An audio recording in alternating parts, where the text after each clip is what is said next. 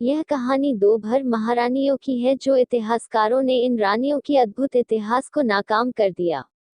महारानी क्षत्राणी राजवंती और रानी धनराजी 17वीं सदी में ग्राम परगना व तहसील धौरहरा जिला लखीमपुर धौरहरा शहर जनपद लखीमपुर में नानपारा से लखीमपुर रोड पर धौरहरा शहर के उत्तर ग्राम गोरखपुर दक्षिण बसंतपुर नूरपुर और पश्चिम शाहपुर स्थित है।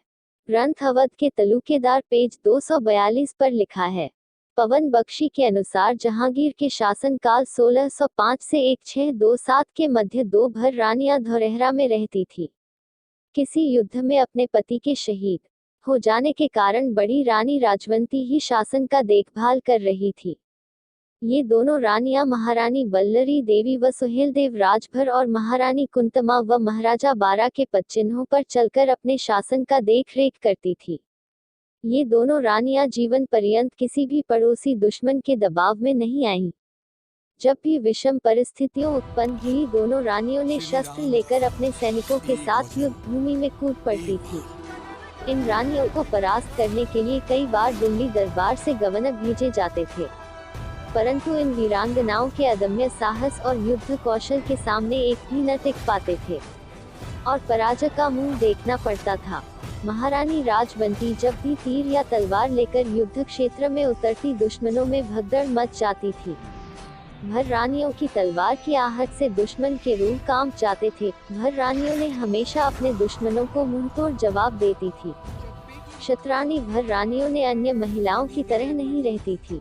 तमाम भर रानियों ने अपने राज्य कौशल भरताज को कायम रखती थी। पति का शहीद हो जाने के बाद भी हार नहीं मानती थी। कभी किसी मुगलों की गुलाम नहीं हुई। सम्मान की बात आती थी तो जौहर कर लेती थी। धौरहरा राज के पश्चिम शारदा नदी के तट पर झीपी खान बाछिल गोत्रीय हिंदू से मुस्लिम बना था। अतः जालौर के राव अक्षय राज उर्फ अखराज सिंह, जो उस समय दिल्ली सुल्तान के मनसबदार थे, दिल्ली सुल्तान ने उन रानियों को परास्त करने के लिए भेजा। अक्षयराज ने उन रानियों के शौर्य की गाथा और इसके पूर्व में हुए लड़ाइयों का हश्र सुनकर उसकी हिम्मत जवाब दे गई। परंतु सुल्तान के रहमो करम पर पलने वाले अक्षराज ने सत्ता के भूख के वशीभूत होकर अपने पुत्रों भान और मान को अपने साथ रखकर सुल्तान की विशाल सेना के साथ धौरहरा राज्य पर आक्रमण कर दिया।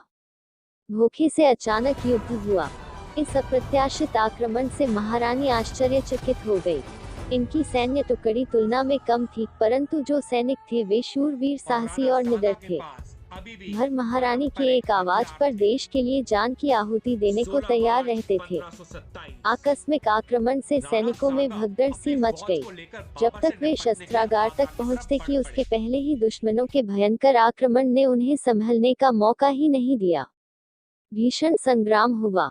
अंततः पूरा धौरहरा सैनिकों के लाशों से पट गया। दोनों भर राजभर रानियां युद्ध भूमि लड़ते लड़ते शहीद हो गई।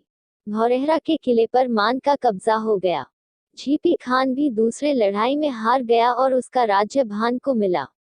इस प्रकार भारतीय इतिहास भर वीरांगनाओं से भरा पड़ा है, परंतु अपना इतिहास लिखने वाले तथा किराए के इतिहासकारों ने भर क्षत्रिय राजभर समाज के इतिहास को दबाने में कोई और कसर नहीं छोड़ी है।